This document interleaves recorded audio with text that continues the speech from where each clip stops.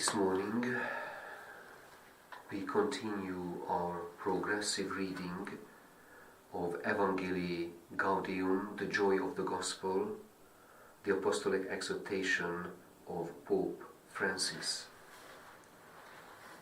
Paragraph 5.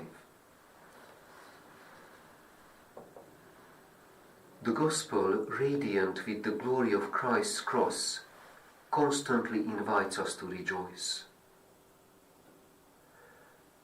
A few examples will suffice. Rejoice is the angel's greeting to Mary in Luke's Gospel, chapter 1, verse 28. Mary's visit to Elizabeth makes John leap for joy in her mother's womb, Luke chapter 1, verse 41. In her song of praise, Mary proclaims, "My spirit rejoices in God my Saviour," Luke chapter 1, verse 47.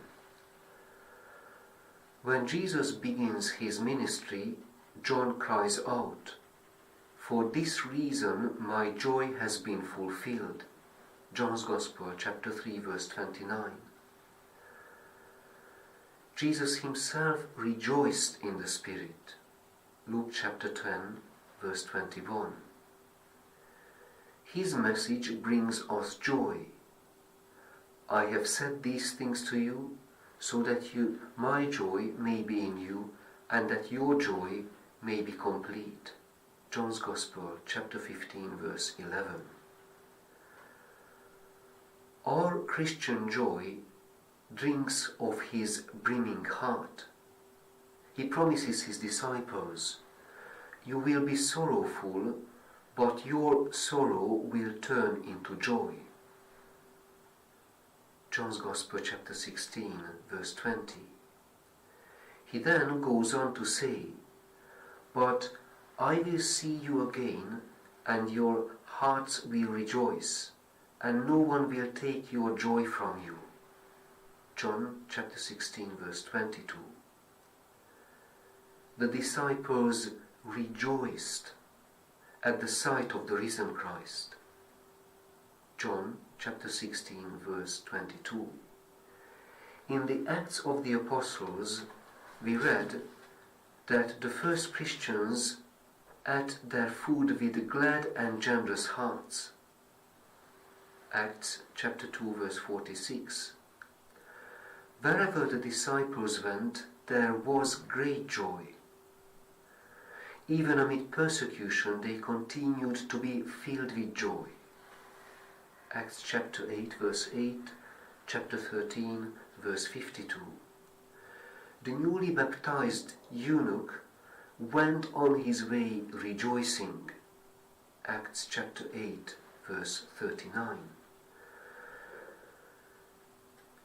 So the newly baptized went on his way rejoicing, while Paul's jailer and his entire household rejoiced that he had become a believer in God. Acts chapter 16, verse 34.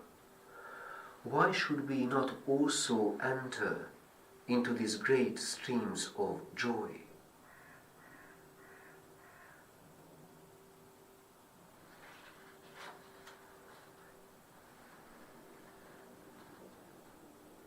I'm very glad that today we continued with this passage, because it is perfectly in line with this week's reflections on how Advent helps us to regain our truer selves, to regain our sense of the real, what is real, versus the cyber world, the unrealities of it.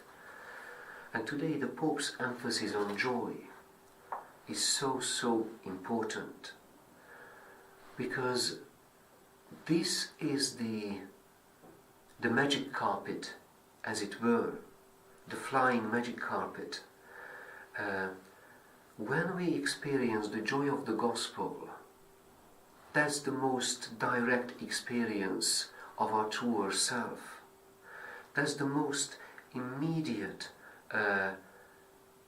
expression and experience that God's kingdom is real. So let us seek the opportunities of joy today, and let us be creative in stepping on this magical flying carpet of our faith. Let it be